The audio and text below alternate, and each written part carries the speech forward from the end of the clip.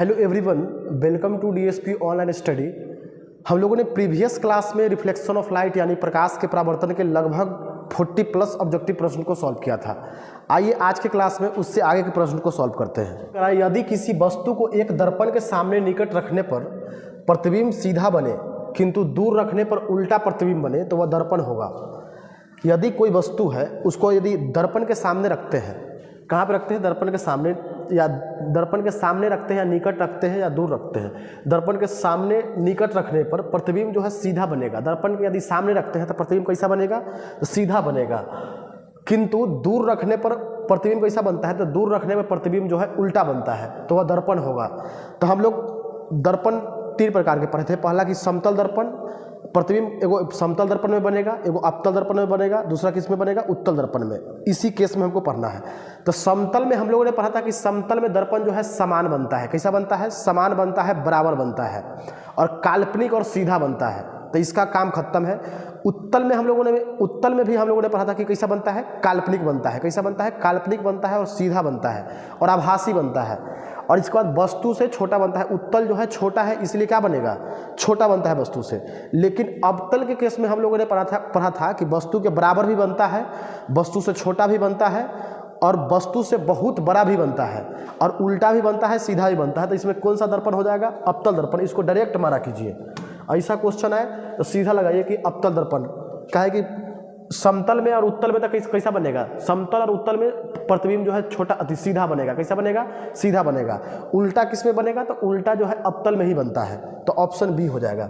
इसके बाद next question देखिए। नेक्स्ट क्वेश्चन कह रहा है कि यदि किसी दर्पण के सामने आप चाहे जितनी दूरी पर खड़े हो, आपका प्रतिबिंब सीधा ही बनता है, संभवतः दर्पण है। तो या दर्पण में सीधा प्रतिबिंब किस में बनेगा? या तो अवतल में बनेगा, अवतल में भी बन सकता है, समतल में भी बन सकता है, उत्तल में भी बन सकता है। तो इसको ऑप्शन के थ्रू बनाएंगे। कौन कौन क्या कहते हैं ऑप्शन में? केवल समतल, केवल अवतल, केवल उत्तल, समतल या उत्तल। तो ऑप्शन डी परफेक्ट लग रहा है। काहे कि में समतलों में सीधा बनता है और उत्तल में भी सीधा बनता है। तो क्या हो जाएगा? ऑप्शन डी हो जाएगा। इसका ऑप्शन डी हो जाएगा इसका आंसर। इसके बाद नेक्स्ट क्वेश्चन देखिए। नेक्स्ट क्वेश्चन कह रहा है कि यदि किसी वस्तु को एक दर्पण के सामने सम्मुख किसी भी दूरी पर रखने से उस वस्तु का प्रतिबिंब सदैव सीधा और छोटा बनता है तो वह दर्पण होगा। सेम क्वेश्चन है कि अगर सीधा और छोटा किस में बनता था? तो सीधा और छोटा जो है उत्तल दर्पण में बनता था। तो सीधा और छोटा किस में बनता है? उत्तल दर्पण में बनता है। तो ऑप्शन बी हो जाएगा। इसके आगे नेक्स्ट क्वेश्चन देखिए। कह रहा है उत्तल दर्पण से प्रतिबिंब सदैव बनता है। मतलब उत्तल दर्पण से प्रतिबिंब जो है हमेशा कैसा बनता है? तो उत्तल दर्पण से प्रतिबिंब जो होता है सीधा बनता है। कैसा बनता है? सीधा बनता है, काल्पनिक बनता है। तो सीधा किस पर बनता है? तो इस पर हम लोग दिमाग लगाएंगे कि ये है दर्पण। क्या है? दर्पण है। वक्ता केंद्र तथा फोकस के बीच। तो वक्ता केंद्र तथा फोकस के बीच रखेंगे तो सीधा बनेगा? नहीं। तो ये कहाँ पे बनेगा? तो ये बनेगा ध्रुव तथा फोकस के बीच रखेंगे। कहाँ पे रखेंगे? ध्रुव तथा फोकस के बीच रखेंगे। कहे कि हम लोग पढ़े थे कि ध्रुव तथा फोकस के बीच रखते हैं तो प्रतिबिंब कैसा बनता है? काल्पनिक और सीधा बनता है। पीछे, दर्पण के पीछे कैसा बनता है? काल्पनिक और सीधा। तो ऑप्शन सी हो जाएगा इसका। वस्तु को हम तभी देख पाते हैं जब वह वस्तु प्रकाश के क्या करता है? तो प्रकाश को परावर्तित करे। क्या करता है? परावर्तित करे। ऑप्शन बी हो जाएगा। इसके बाद नेक्स्ट क्वेश्चन है, करा किस दर्पण में वास्तविक प्रतिबिंब नहीं बन सकता है? वास्तविक प्रतिबिंब किस दर्पण में नहीं बन सकता है? तो वास्तविक प्रतिबिंब जो है समतल दर्पण में नहीं बन सकता है। कहा कि समतल दर्पण में कैसा बनता है? समतल दर्पण में काल्पनिक प्रतिबिंब बनता है। समतल दर्पण में कैसा प्रतिबिंब बनता है? काल्पनिक प्रतिबिंब बनता है।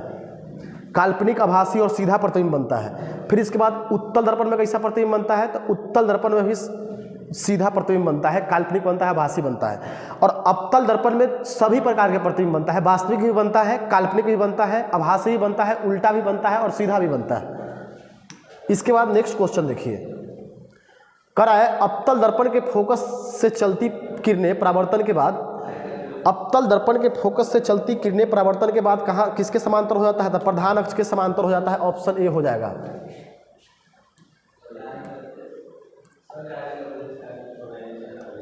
अब इसके बाद देखिए 51 नंबर क्वेश्चन क्या कर रहा है? क्या समतल दर्पण में बने प्रतिबिंब को पर्दे पर उतार सकते हैं? तो समतल दर्पण में बने प्रतिबिंब को पर्दे पर हम लोग नहीं उतार सकते हैं। इसका ऑप्शन बी होगा।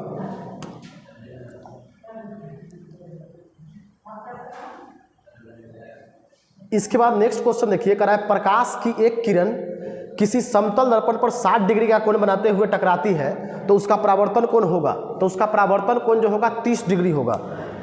60 है 30 कितना होगा 90 डिग्री, तो कितना होगा 30 डिग्री होगा। इसके बाद नेक्स्ट क्वेश्चन देखिए 53 नंबर क्वेश्चन करा है, समतल दर्पण से किसी वस्तु का प्रतिबिंब, समतल दर्पण से किसी वस्तु का प्रतिबिंब कैसा बनता है, तो समतल दर्पण से किसी वस्तु का प्रतिबिंब जो है आभासी बनता है।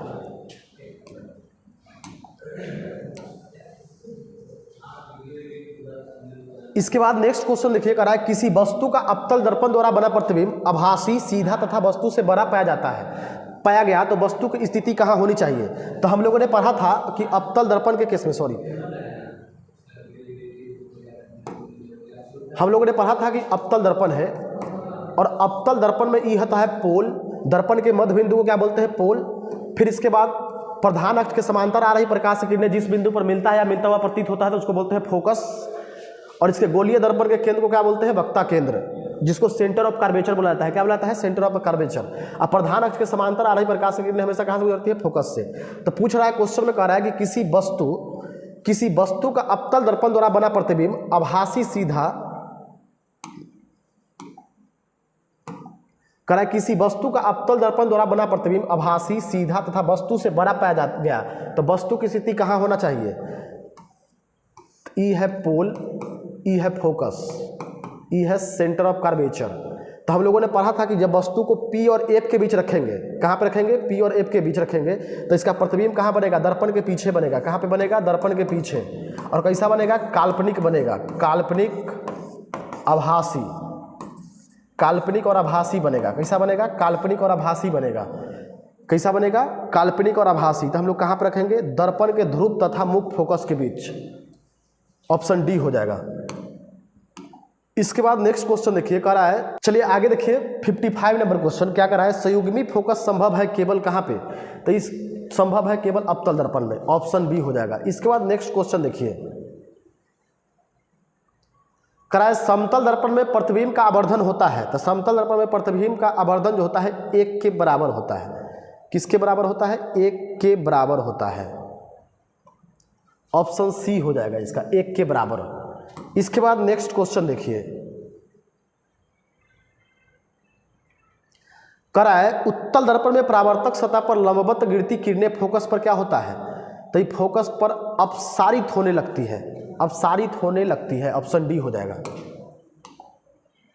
इसके बाद नेक्स्ट क्वेश्चन देखिए कह रहा है गोलीय दर्पण में परावर्तन के नियम का पालन नहीं होता है या दर्पण की प्रकृति के अनुसार होता है, वहां विस्तृत परावर्तन होता है तो होता है। गोलीय दर्पण में क्या होता है परावर्तन के नियम का पालन होता है, ऑप्शन बी हो जाएगा। इसके बाद नेक्स्ट क्वेश्चन देखिए कह रहा है 58 नंबर क्वेश्चन क्या कर रहा है कि गोलीय दर्पण में दूरियों को सदा किस सापेक्ष में मापते हैं, तो गोलीय दर्पण में दूरियों को हमेशा हम लोग ध्रुव के सापेक्ष में मापते हैं, पोल के सापेक्ष में मापते हैं, ऑप्शन ए हो जाएगा। 59 नंबर क्वेश्चन देखिए क्या कर रहा है कि अनंत पर स्थित किसी बीम का प्रतिबिंब अवतल दर्पण के फोकस पर बनता है तो उसका आवर्धन क्या होगा, मैग्नीफिकेशन क्या होगा, तो क्या होगा एम बराबर जो होगा 0 होगा, ऑप्शन ए हो जाएगा।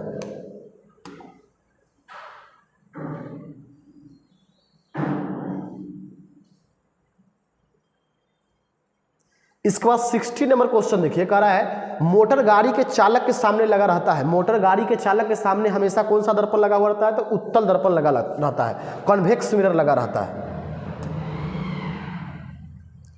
61 नंबर क्वेश्चन देखिए कह रहा है किसी अवतल दर्पण द्वारा आभासी, काल्पनिक, सीधा और आवर्धित प्रतिबिंब तब बनता है जब वस्तु की स्थिति कहाँ होती है। सेम क्वेश्चन आ गया है, क्वेश्चन रिपीट हो गया है, तो ये होगा दर्पण और ध्रुव और उसके फोकस के बीच।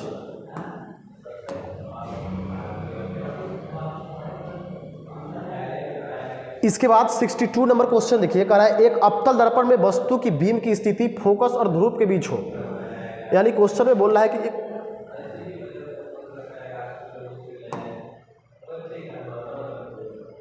कह रहा है एक अवतल दर्पण है,